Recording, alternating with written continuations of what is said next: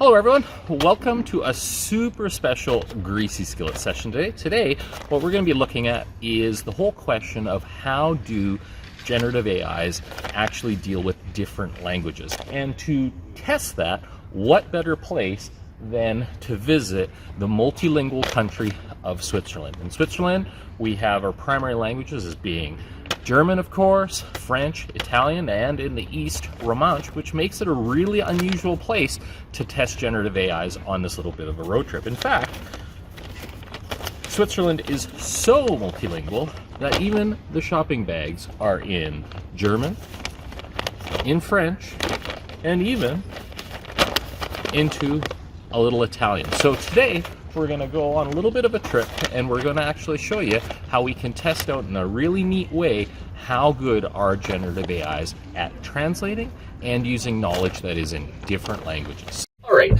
so the plan's going to be, we're going to use our old example of the SADCO HR document. That's the one that we've been using in the past to actually see what happens when you add your own knowledge to ChatGPT.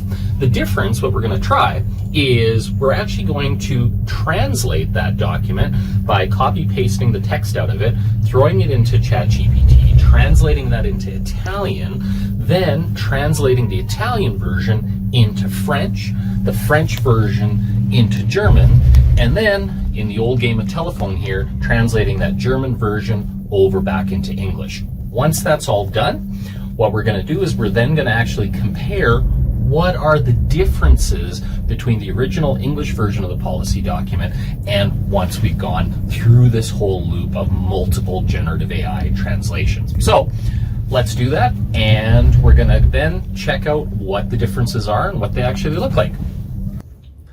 All right, well, this whole idea of playing this game of telephone by simply taking a full document, throwing it into generative AI to translate, actually turned out to be not nearly as easy as we expected.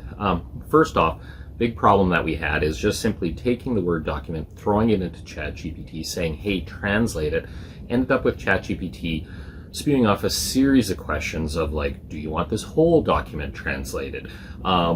Yes, I do want this whole document translated. Okay, well, do you want us to translate it exactly or not exactly? Well, exactly, obviously. And just this endless series of clarification questions so that we were never actually able to get it to do the whole task of just simply dump this Word document, translate it, and give me back the Word document in the same format. We ended up trying this with a couple other generative AIs.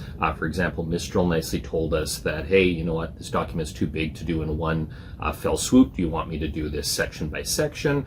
Then it would translate individual sections, but we could never get it to translate the whole document. One little cookie crumb or hint that we got out of ChatGPT was that it was trying to spin up Google Translate and some other translation Python modules.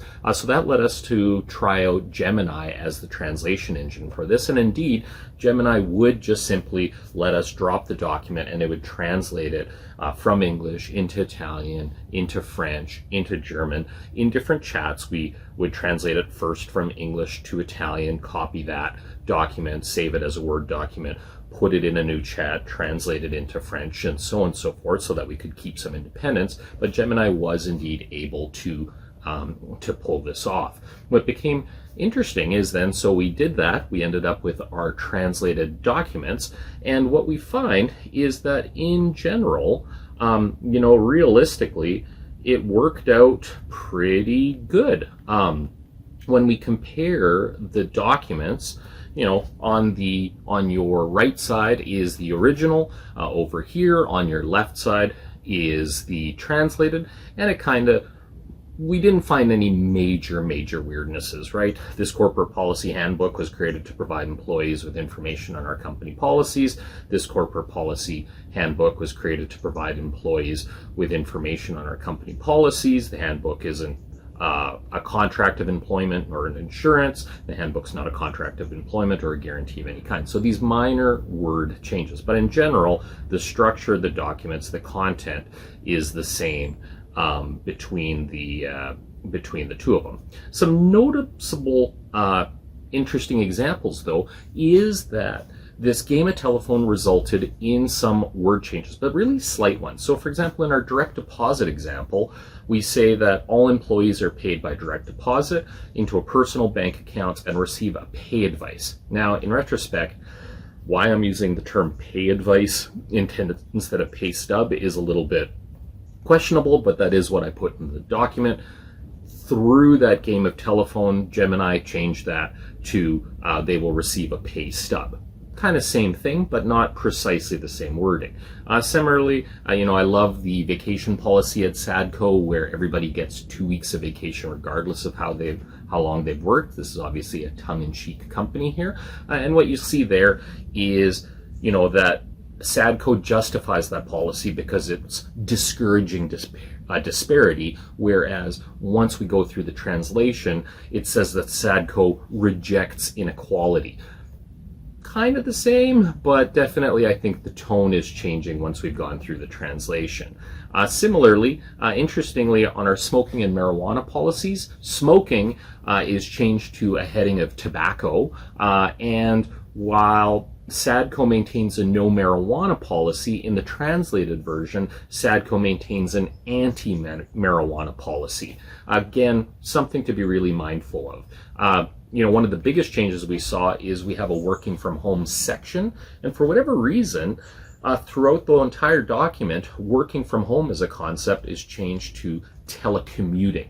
And is that based on how the various language models have been trained in different languages? I'm not sure, but I did find that very interesting that it took that concept of working from home, which must not exist in some other language, and converted that over to telecommuting. So all in all, our kind of tips and tricks for using generative AI for actually doing translation is, first of all, watch out. It's not going to be as easy as taking your document, dumping it in there, having it translate. Generally, it seems to, at least through the 4 languages that we've gone through, seems to preserve the intent and meaning quite well, minus expected synonyms, slight grammatical changes, and things like that. But it preserved the intent quite well, and in general, we're really, really happy with that. Am I going to be using it to translate menus and such? Absolutely. If I've got a serious document and I need to extract some information, probably you'll work on that, and I think that's something that's going to really be willing and worthwhile to explore in the future. I'm going to get going here for the morning, but when we get back, we're going to do some more exploring in terms of how does this actual knowledge in different languages work. So stay tuned, and we will get back to you. Thanks, everybody.